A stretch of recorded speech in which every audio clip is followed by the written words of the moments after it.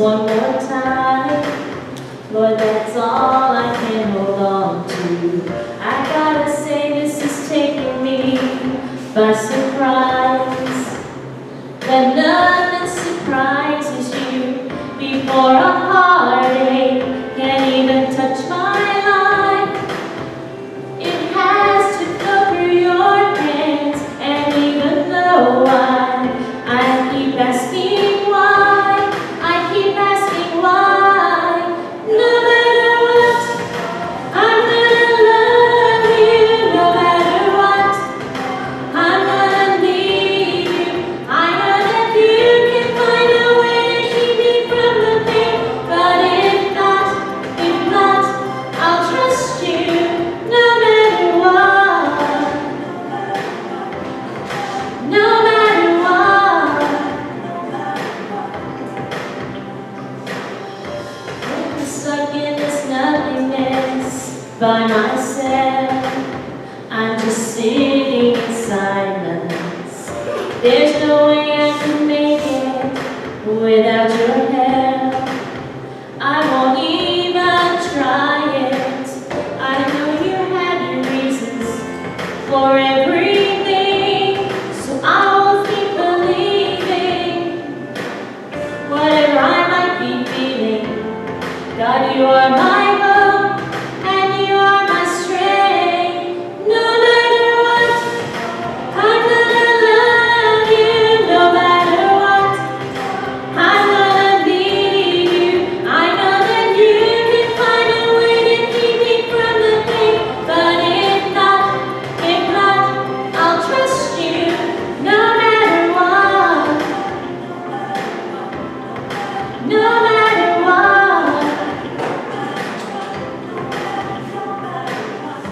Anything I don't have, you can give it to me, but it's okay if you don't. I'm not here for those things. The touch of your love is enough on its own. No matter what, I still love you. I'm gonna need you.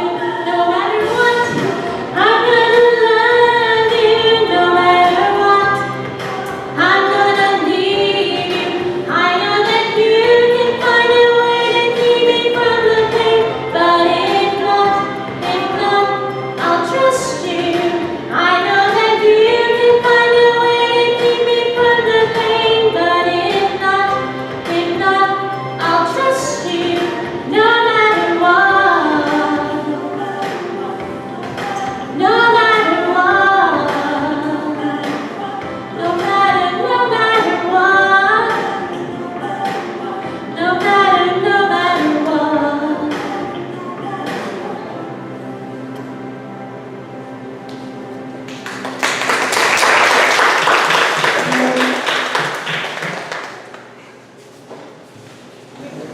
Allison, come on up.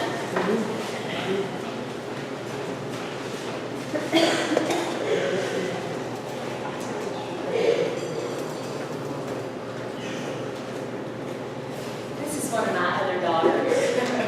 I have many, if y'all didn't know it. I do have many daughters, I really do. But Allison's going to come and share from her heart today. And she's going to do it. She's going to make it. This is her first time publicly speak about this. So y'all be with her. I'm going to say a prayer for her before she speaks, okay? So Lord, I just thank you for this time. And I thank you for Allison being here. And I thank you for being with her and her family, watching over her, and giving her the blessing, and being with her when she was able to say, no matter what, God, I'm going to trust you, I'm going to love you, I'm in your hands, the whole situation is in your hands. And through our prayers, you give her peace, give her comfort. Dear Lord, as she shares her heart with us today, in Jesus' name I pray. Let me get set up here real quick.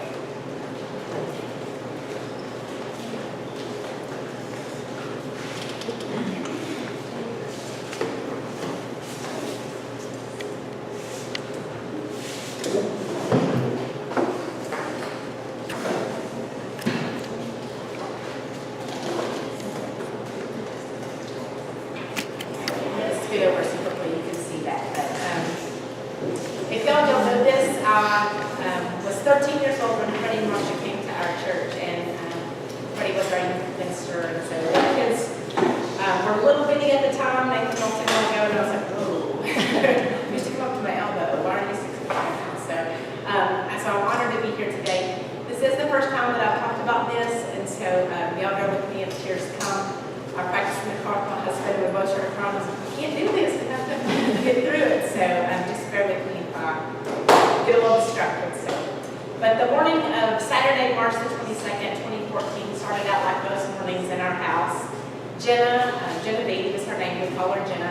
She was 3 at the time, and Camp was 14 months old, and they wake up way too early for Saturday mornings. But I remember them getting up early, and we had our snuggle time in bed, turned our cartoons, kind of snuggled for a little bit, and then got up and started making breakfast. And the morning that, it had been the week after spring break, it was cool outside. We opened the door so the breeze could blow through. And so I just kind of enjoyed the weather. My husband got up and made some pancakes for us. And so we decided we would just do some things around the house that day. And so he set out, we live in the house that he grew up in. And it sits about 100 yards off the highway. And I live in East Texas. So we have our own version of the Piney Woods. Our house sits on about 7 acres. And so we have a pond that sits off one side of our driveway opposite our house, and he said he was going to clear the fence row off close to the road that morning, and I was going to do my chores, which typically I do laundry on Saturday. So I started stripping the beds and sorting laundry and everything. And Jenna and Camp loved to play outside. And Camp was 14 months old, but still a little wobbly, and so, but they never got off the back porch. They just loved being outside. So they decided to go on the back porch, and I was sitting out there with them for a little while, just kind of enjoying the time. And John came from clearing the fence row and played with them for a little bit on the back porch, and then he went, I think he was working on a chainsaw or something, went to the garage, which is around the side of our house, and messed with that and everything. So I heard the dryer go off from the inside, and I told Jenna, I'll be right back, I'll be step in here, and I was going to move things from one load of wash from the washer to the dryer. So I started that, and it probably hadn't been a couple minutes, and I went back to the back porch, and both my kids were gone. And so I went around the side thinking, they're in their garage with Dad. They probably heard him working on something and just walked around. And so when I got there, nobody was there. And I looked down and I could see John working at the fence row, and Jenna was playing on the driveway. And so I said, Jenna, where's Camp? And she said, I don't know. So I started running in front of the house, and he's wobbly and little, but anyway, and he typically follows his sister around. So I went around the inside of the house, didn't find it. By the time I got around the circle, I got John's attention and said, I can't find Camp. And so he put down his stuff and started walking towards me. And he turned towards the pond and looked and thought what he saw was a piece of cardboard that was there. And he was walking, I could see him coming towards me. And he took a double take and realized that it was Camp's tan shirt. And so he screamed, no, call 911. And I immediately just took off running down to the pond. And this pond is downhill from our house. It's probably 85 yards from the back porch where my kids were. And John waded out about chest deep water and pulled my baby boy from that pond. And he was blue and face down and no pulse, not breathing at all. And if you ask my husband, he'll say, I pulled a dead baby from that pond. And so by all accounts, he was dead. And so I immediately, once I got down there, John said, you just go call 911, just call 911. So I started running to the house, and poor little Jenna was on the driveway, and I just said, Jenna, go to the house, and not knowing what to do with her, but got almost to the door, and I cried out, and I said, God, please don't take it from me, because I need it. And I know that might sound crazy, and if you're a mom, you know that, but Jenna was our firstborn and a little girl, and my husband's father passed away when my husband was 7 years old, so he hasn't had that father figure in his life. So to let that petite name, that's our last name, this is a joke, but I always tell people the only way I'm going to be petite is if it's my last name. So anyway, but he wanted that petite name to live on, so when we got pregnant the second time, and for a baby boy that my husband had when he met. So, that little boy, he's just laid back and sweet and had always been just a sweetheart and a blessing to our family. So I cried out to God in that very moment, out loud, yelling, God, please don't take him from me because I need him. And so I got on the phone with 911 and they had to repeat my address several times. We lived in the movies. I was telling Marshall earlier, we don't even live in a real town because it's not an incorporated town. So we don't have city limit sites. You can Google us, I don't even know if we'll show up. And so we live out in the movies. So I called 911 and when I said my address, she said, let me transfer you to Harrison County. And I was like, where do you think I live? My house hasn't moved, but they transferred me to somewhere else. And I'm on the phone trying to calm down and running back down to John and Kim. And we put her on speakerphone and she's trying to teach us how to do CPR on a baby. And so John and I both had CPR, but for a 14-month-old, what do you do? And so she's trying to teach us how to do it. And so little Camp, again, just blue, no pulse, just already bloated. And anyway, when John started blowing air into his lungs, then water would come out, and also his breakfast came out. And I don't know about your husband, but my husband does not do poop or throw up or anything else. So he just kind of backed off. And so I took over and tried to do what the lady was telling us to do, for a 14-month-old. And we had to wave down the ambulance. It had almost passed our house. We had to wave it down and pull up on our driveway. And so once they got down to camp, and John, then I ran up to Jenna. And so she, bless her heart, we just said, go to the house, go to the house. And she ran and went to her room. And so I got her out and sat on the front porch, and we were just praying. She calls him Buddy. So we were saying prayers for Buddy. And just kind of, she had just witnessed the whole thing. And I still don't know what her little heart saw that day. And how that was going to affect her. We stood there and we were praying for Buddy just a few seconds, and a random truck went into our driveway. And I honestly didn't know who it was, but two men from our church got out, and one of them went down to be with John and Kim, and the other one came to the front door. And they had just been driving by and saw the ambulance, and they stopped. And so he said, can I stay here, and you can go back down there. So Jenna, being the 3-year-old that she was, took him by the hand and started showing him her little world, and I ran down where I thought mine was crumbling. And so the EMTs came that day. They intubated him in our front pasture, and they gave him medicines to sedate him. He wasn't breathing on his own, and they were having to use the pump to breathe for him. But they sedated him because if he started breathing on his own, so he wouldn't come to and start trying to get everything off of him and maybe hurt himself even more. So my Nana is 86 years old, 87 now, I guess. And she's the biggest prayer warrior I know. And she lives 9 hours away from me. But she was the first person I called. My mom is still very, very upset about that. But she was the first person I called. You have to know my mom. She was the first person I called because she is the biggest prayer warrior I know. And I just said, this is what happened. I need you to pray. She immediately prayed with me over the phone. And then I called my in-laws and I called my parents and told them. And while we were out there waiting, 2 men walked up. Another random truck pulled up, 2 men got out. I did not recognize these people, and the EMTs were getting everything, in our front pasture, getting, my baby boy, stripped all of his clothes off of him, and we're getting him on the gurney, and still having to pump him full of air. And these 2 men started praying out loud for camp, and just when we were down there. And so that day, like I said, we were staying at home. So we dressed the kids in long sleeve clothes. John has work clothes on and everything because it was still cold outside.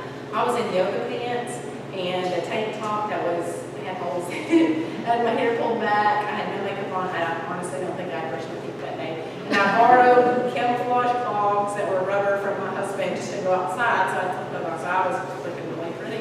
And so when they said, let's go, I just immediately got in the ambulance and was going. And so, John said, I'll come, I'll get Jenna situated, I'll grab your purse, and I'll be there as soon as I can.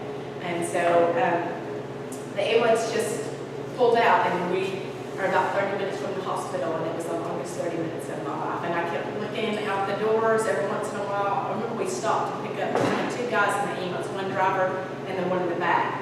And the one in the back would say, okay, do this, and I would have to, do something to my son or get something from up at the top, and I thought, man, are we going to make this? Is this going to happen? But I look out the window and see different things and thought, okay, should we be getting there? We're just not turning, and we slowed down and another guy got in and kind of took over. But I was in the ambulance with the EMT worker, and I said, well, what did I do? What did I do? Just shaking, and I remember I had burned up, and I was like, I'm sorry. I know he was probably thinking and looking at me like, lady, really, this is the least of my worries. But anyway, he said, if you need to call somebody, you need to call them, text them, whatever, and just tell them to pray.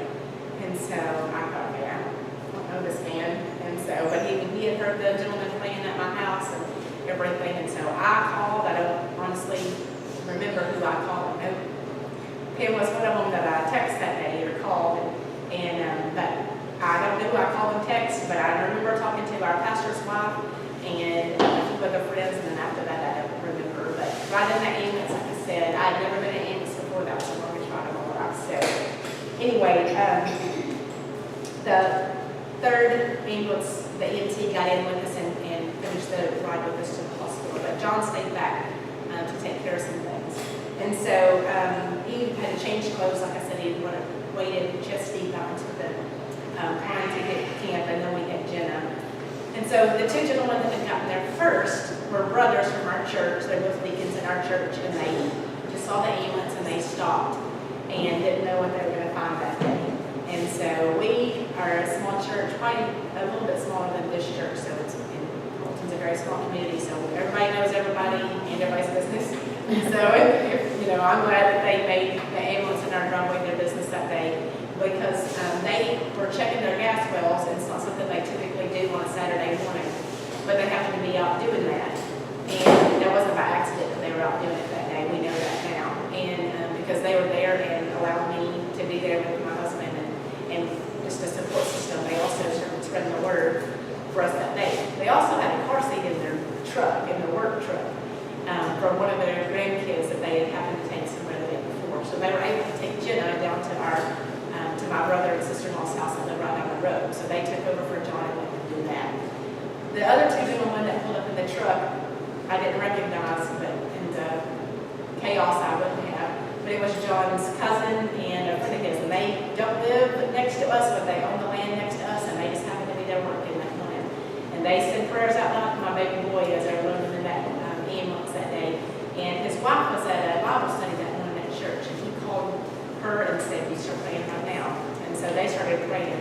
And God was in control long before that. Like I said, I called out to God, but I'll get to that part in a minute. But he knew this was going to happen. So the sheriff's department was also at our house. I guess in Harrison County, we don't have police officers in our town. And so they ended up following John, and he tried not to speed, get to the hospital, but for obvious reasons, he needed to get there. So by the time that we got to the hospital, it was one of those things, the days, like, how is this happening? What's going on? And 2 minutes, how did this happen? And everything. Camp still wasn't breathing on his own. We were still pumping air into him. He hadn't had any changes. He was still cool. And so we walked or ran into, I just followed this little gurney into the ER at the time, and people just surrounded him. And I just stood there thinking, I don't know what to do. And this nurse walked up to me, put her arms around me, and just started praying. And I didn't know this lady, and I just put my head on her shoulder and just sobbed because I didn't know what else to do at that point. And I knew that God was placing all these people already in place for me and our family when we got there. So the doctor that was on call that day came up to me and said, Longview was the town that they took him to, and he said, "Do you want to go to Children's in Dallas, or do you want to go to LSU in Shreveport?" And I said, "I don't care, whatever's best." But in my mind, I was thinking, can you just fix him here? And I realized that they were trying to get the best care for camp, but at that time, trying to rationalize everything out, then I just said whatever's best, and hoping for the best. So the chaos kind of continued, and John got there, and the first thing that my husband, this is one reason why he's my husband, the first thing that my husband said to me that day was, "This is nobody's fault, and this was not a surprise." I will never forget those words as long as I live, because that's what I come to in those times, thinking, you know what, it's not a surprise. There's a reason why this is happening, and God wasn't surprised by it at all. And so he's in control. So since then, I read a quote by A.W. Tozier. If you haven't ever read any of his books, he's a Christian author. I don't think he's alive anymore, but anyway, he does a lot of, I guess, sermon preps and everything. But I read a quote from him that said, how completely satisfying to turn from our limitations to a God that has none. And sometimes it's hard for us. I'm a big control freak. That's probably the reason he married me. But I'm a big control freak, and it's hard for me to let go and everything. But that was a moment I couldn't do anything. That I had to let go into people who knew how to take care of him, but more importantly, into a God who has no limitations. And so that's what we had to do. So we knew that God had him in his hands. So they kind of kicked us out of the ER. John and I were just there by ourselves at that point, and put us in a room with just a bunch of chairs. And I think it was stick us out of the way, but they were going to run some tests on him. And I honestly, like I said, didn't know who I called, but the room we're at started filling up with people from our town. And I remember just collapsing in a heap on the floor, people just around me, holding me, praying over us and everything. And so they took over at a time that I needed them to. And so they loved on us and prayed for us, and they just helped to start the process of healing our hearts at that time. And so I know that they started calling people, called my boss, who we were having an event on campus that day at East Texas Baptist University, and we were having an event on campus that day. They called my boss and said, y'all start praying, this is what's happening. They went to my house and finished my laundry, put my sheets on my bed, packed clothes, because I was looking really pretty, and packed clothes for us and everything else. My oven was still on at my house, they turned that off for me. Jenna, who would have been sent, my brother is the youngest of 7 kids, and his oldest brother is 32 years older than him. And so that's who Jenna was at.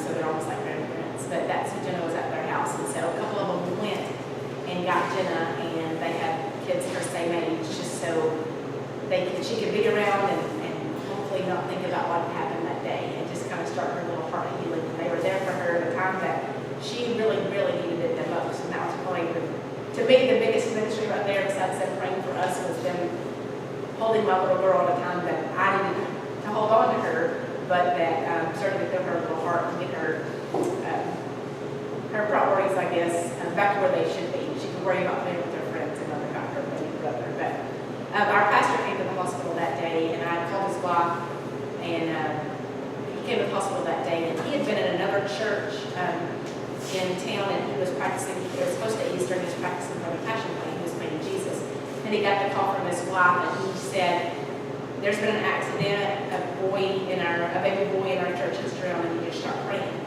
And so he said they immediately stopped there and started praying while he got in his car and took off. And I later got calls from friends of ours that were in there and said, "We stopped and prayed for this baby, but we had no idea it was Cam."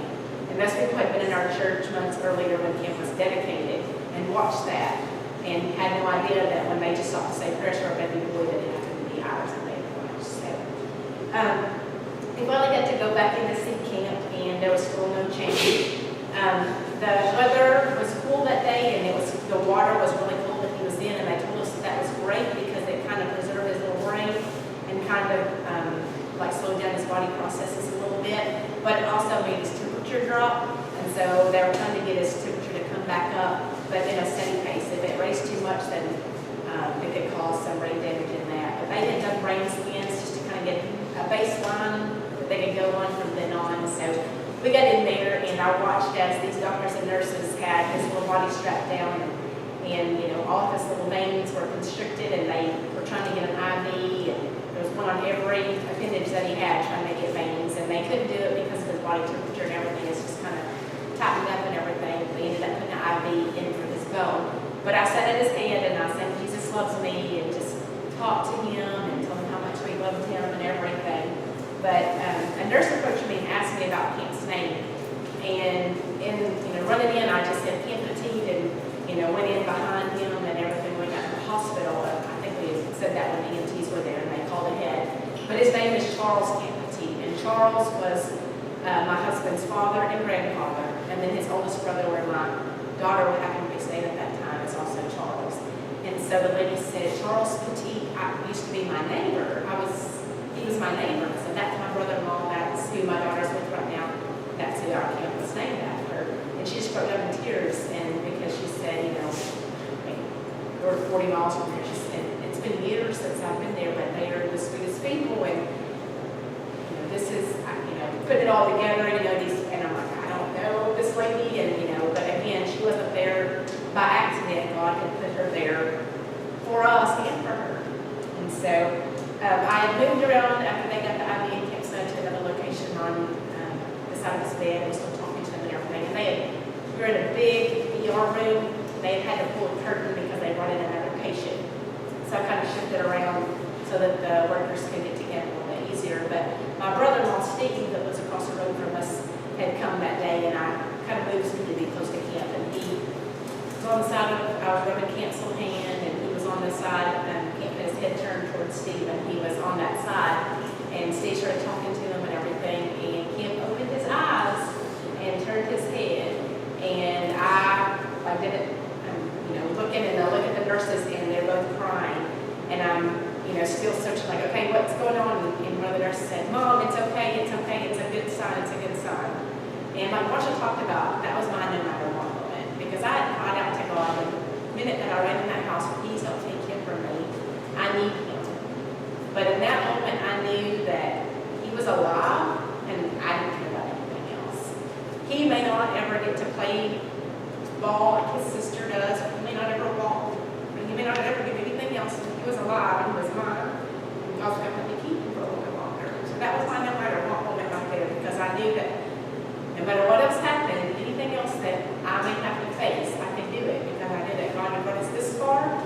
Kim was alive, and we could handle anything else. So I'm sorry, I'm not using my notes that much, but the team from Children's, they sent for Children's to come.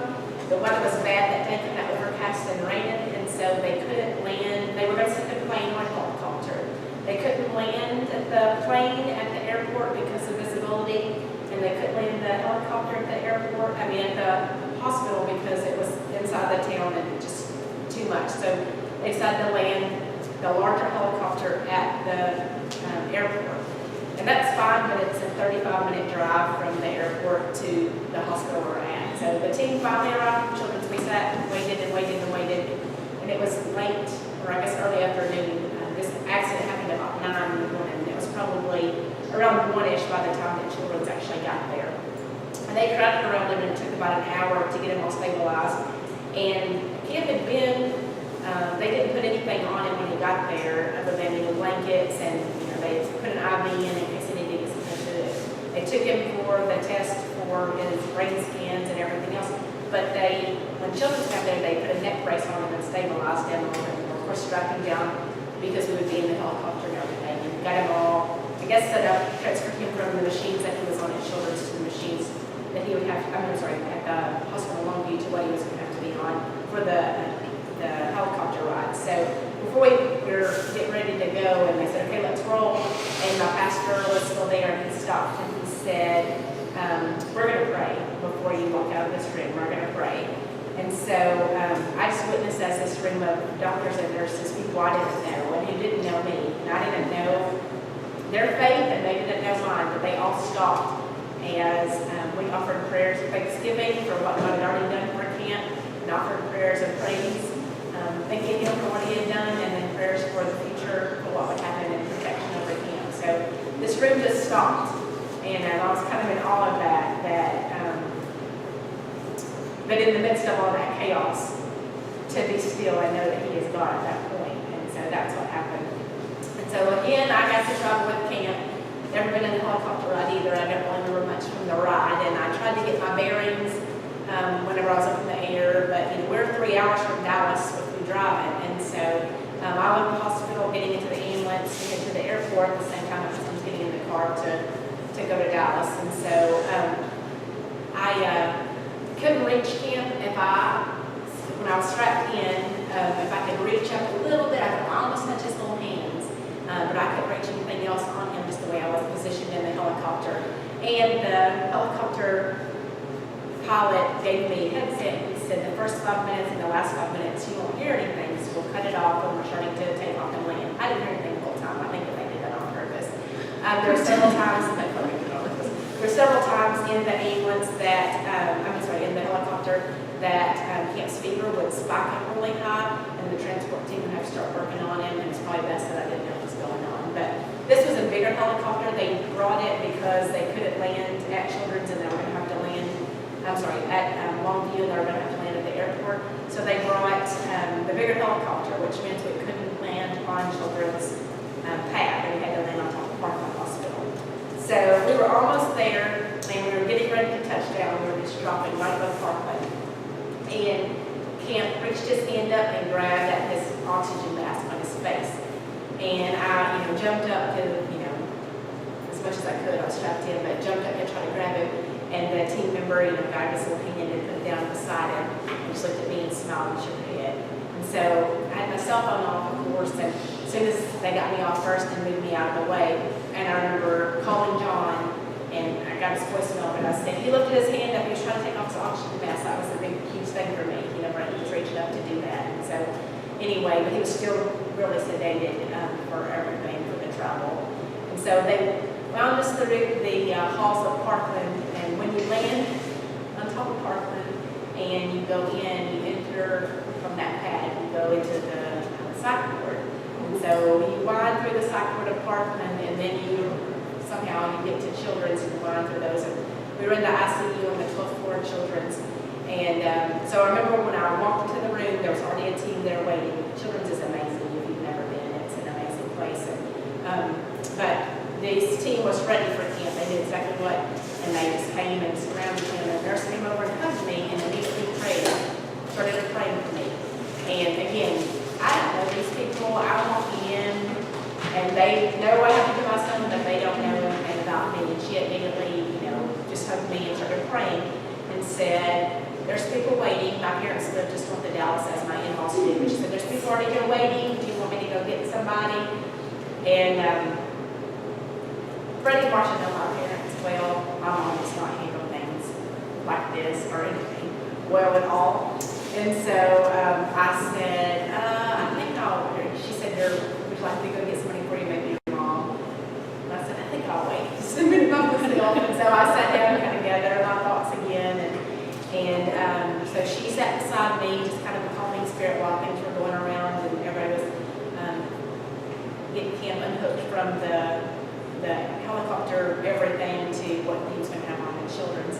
And so she said, are you sure you don't want to go get somebody? She said, John is here, but he's not made it up to our floor yet. He's on campus, but he hasn't made it to the floor. And I said, you can go get my dad. So she stepped out and went out to my dad, much to my mom's disappointment. But my dad came in and then a few minutes later, John came in. And they just, started asking us questions what all had happened that day and everything else, that had gone on. What kind of pond? And I said, a brown one. I didn't know. I guess to see what, might have been in the pond for him to, ingest or anything. So, all these questions that I wasn't prepared for, but, my guys kind of took over for me and everything. So, anyway, they kicked us out of that room again and sent us back out to the waiting room. And so by the time that we got out to the waiting room, half of our town, 3 hours away in Dallas, half of our town was there. And then half the town that I grew up in was there. And the pastor that had buried John and I was there, my matron of honor was there, my in-laws were there, random friends were there. There were over 24 people in that waiting room that were there for us that I know that God had put in place, that God had brought them there, that I knew that they were all praying, and that their churches and their places, their families that weren't there physically were at home praying for us. So I first thought when I walked in, I looked at everybody, my mom, pretty much claps on me, but I started looking around and I was like, what did I call in the ambulance? There were always people that I'm thinking, and it had just been a crazy day and everything, but it wasn't my calling, it was God that had brought all those people to that place. And so we sat out there and waited while they did a lot of tests on Camp for hours. And so they finally let us back to see our baby boy, and they would only allow 3 people at a time back back in the ICU room. So John and I would stay back there, and then our friends would come in 2 by 2. And so they would come in, like I said, they had an even heavier sedation than he was before. They had sedated him, and they had completely put, oxygen. They had a sub pump out his little stomach and everything. And they put him on very high antibiotics because they didn't know what happened to be in the water that day, and if he would anything for pneumonia in his lungs, because he did have water obviously in his lungs and everything. So they had put him on that, but our friends were great. There's been some pictures of them that you've seen, and you go in, and I learned what all the machines made and the noises that they made and what they meant, and I learned medical lingo that I never thought I would learn, and everything. And our friends were great. They never, like, oh my goodness, when they walked in, they just talked to him, prayed over him, prayed over us. They, spent the night. We had 5 couples from our church that spent the night in Dallas that night. They made a pact that we would never be at that hospital by ourselves. So they all just rotated out. So we always had somebody staying with us in the hospital. One couple happened to be in Houston when it happened, and they drove up that day, spent the night with us in Dallas and everything, so they could be close to us and everything. But John cannot sit still. My husband cannot sit still, and he's in a Spartan race right now. If that tells you anything about his character, so he can't be still. And they would take him out of the hospital and let him, roam around because he couldn't just sit there and do what he can. But they would come and sit by his bedside and let me lay on the couch to try to get rest. They were just incredible. But it proves Christ-like love when you see people step up and do things for you that you think, man, I would never imagine myself in this situation, but this is who God has placed in my life to go through through me in this season. And so, anyway, by the grace of God, we were only in children for 6 days. I'm not sure that I slept in those 6 days. I remember sitting on the couch a lot of times and waking up in the middle of the night with camp thrashing around. And so I left the hospital one time for 30 minutes. My mother-in-law and sister-in-law sat there with Campy, and so we could go out and get something to eat. This house hospital food. But he had violent episodes. This is the most laid-back kid, loves everybody. But he would have violent episodes where he would just thrash around, and he had 14 months old, but they had tied his arms and legs so he couldn't hurt himself and clear him out. But he would thrash around, and they said he had enough meds in him to put down a horse, but he would just fight and open his eyes and look at you, and they knew that he had a temper, but he was a fighter from the beginning, and showed that. And so, like I said, I learned that medical lingo. I learned what those machines meant. We went through dozens of tests, most of them at 5 a.m. They would come wake us up or get us up and take him out to do tests on him. He had those violent episodes, we call them campisodes, because he started having them so often that he would just fight, and we'd have to call the nurses, and they would come give him another shot of something to try to calm him down and everything. We went through a blood transfusion, and I had signed papers for him to do the tests and everything, brain scan, it's not a problem. But they bring you something for the blood transfusion, and you have to sign this. For myself, I could have written my name on it, but it's for your 14-year-old, and you're reading all these things, and man, so we went through it, and I signed reluctantly by myself. My husband happened to not be there, and I had to sign for it, and I was nervous and walked away. I said, hey, I know that God's in control, and I don't know what the alternative is. I just knew that they had taken so many blood samples they needed blood, and so he did a blood transfusion, and it went bad. And so as far as it went between his leg and out of the vein, between his leg and his skin, and so at the inside. So he had this big old purple leg, and it was just awful looking, but it didn't hurt him any, but all these little things that happened. So his temperature wouldn't stabilize, it would shoot up and then go way down, and so we were on a heating and cooling blanket that would just try to circulate every day, and he was still intubated the entire time. And finally on Tuesday night, the accident on Saturday morning, on that Tuesday night, they finally decided to extubate him that night. So they did that, and then we had to watch his blood pressure and everything. He was still on oxygen at the time, but he didn't have the tubes down his throat anymore. Of course, he hadn't eaten all this time or anything. But they went ahead and did that. Also during this time, they had put that neck brace on him when we were in Longview Children's Did. And in one of the scans, they saw that he had damage in his neck. And like I said before, our camp pond is downhill and about 80 yards from where he was. We don't know how camp got there so fast and he was 14 months old, but the theory that they all came up with was that he saw Dad at the end of the road, driveway, stepped off the driveway because it's just downhill, that he just took a tumble and rolled. And I also think he got in the pond on his own. The kid's not afraid of water now, and so I think that he did that on his own once he got down there, but I think he rolled. And he had, we had to put him in a neck brace, and the head of the neuro team came in and said he's going to be in a neck brace for 6 months.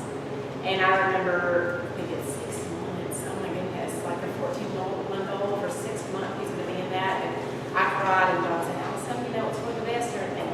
And I was just kind of defeated at that point. I stepped outside to text my friends. I had just no longer hit send, and John called me and he said, they said that was unnecessary and they overruled the head of neuro. So this prayer request that I barely had a chance to even spit out to my friends to ask them to pray, God in our hands for me. And so that didn't happen. But anyway, they, like I said, 6 days we were there, and they finally extubated him on that Tuesday night, and by the next morning he had already pulled the oxygen on his own. And so, but he was whining, he couldn't sit up by himself, he couldn't stand, he couldn't walk.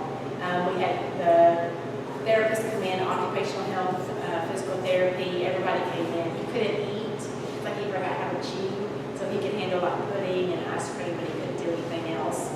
And so I was really defeated about that, but I just kept remembering that no matter what, that he was still alive and anything else that we could deal with. And so we just kept praying, and we know that everybody else kept praying, and we knew that he was making progress. So by the next day, he was sitting up on his own, and we finally got to hold him.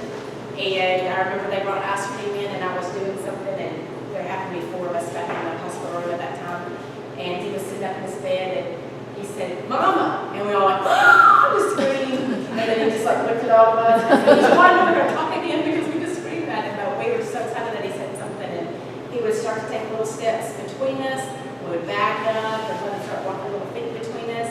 And by the time that we left on that Friday morning, and there's a picture of him, can't walk out of that hospital room on his own. So every day out of those 6 days, and still every morning when we see Campy's face, we have to just thank God for showing himself to us. And it was one day whenever I was in there and I was praying about something, and God gave me the scripture, and I didn't even remember what the scripture reference was, but I started looking it up. But talking about how long and deep and wide and high the love of Christ really is, and how that's Ephesians 3:18, and in verse 20 that says that he can do immeasurably more than we could ever ask or imagine. And that had never been more real to me until this time, because seeing the outpouring of people and what they did for our family during that time was amazing. Thousands, and I know this church included, thousands of churches, thousands of people prayed. Most of them we will never ever get to meet. Prayed for our little boy. And we would get messages, from, honestly, all over the United States. We had some in other countries that were praying for us and for camp at that time. There was a radio station back home, and someone called them and started a prayer chain there. So, East Texas, they were giving updates on KBNE, our local radio station, about camp's condition. So, but those verses came to me one day, and I just happened to text, or I was Googling the scripture reference, because I remember the verses, but I couldn't think of scripture reference. And I was in the middle of that, and a friend texted those exact verses to me. And again, that was God. God placed those on her heart and mine, and sent those to me. And that wasn't by chance that happened. So it was only by the grace of God today that camp has no known issues. We had, he left the hospital after those 6 days. He was not on any medications whatsoever. He hasn't had any issues with that. He can swim better than his sister. He loves water, which is still terrifies me. He's probably going to be like a scuba diver or something at some point. Anyway, after Mom's dead anymore. Anyway, he has no known issues, and I don't think he has any recollection of that accident. But obviously, John and I still have a lot of scars from that. And so it's something that we will never forget, because that March the 22nd forever changed our lives, and the way that we look at life, and the way that we look at babies, and spending time with them. And so I really have no idea why this happened to us. Our life isn't perfect. We're not perfect people. No one is. And so I know that this is only a testimony in my little 2-year-old now son's life. And so that he has, God's grace was in his favor at that day, and God's obviously not finished with him yet. But in reality, and the whole point of this is that in reality, we all have that same testimony. And I'm not trying to make light of what happened to my son at all, but we've all been in that big gross pond, gasping for air and reaching up and just trying to find our way. We probably all felt dead inside at some point, but someone pulled us out and someone was gone. And every day he's breathed life into us when we feel like we are going to give up and we can't go on anymore. And he cleans us up and he restores us back to health. And it's not because of anything that we did or because of our faithfulness to him, because we fail him every single day. But he did it because he loves us, and we are always going to be loved with him, by him, no matter what we do. So that's our story. And I'm sorry, I'm a mom. I have to write pictures with me. But anyway, thanks for letting me share with you guys today.